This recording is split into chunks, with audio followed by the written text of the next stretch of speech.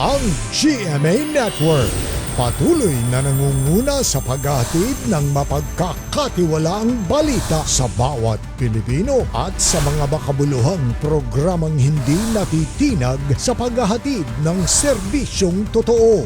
Kaya ang pinakaprestigyosong international award-giving bodies kinilala ang husay at dedikasyon ng GMA Integrated News sa pagbabalita, pagbabantay at mas malawak na paglilingkod sa bayan.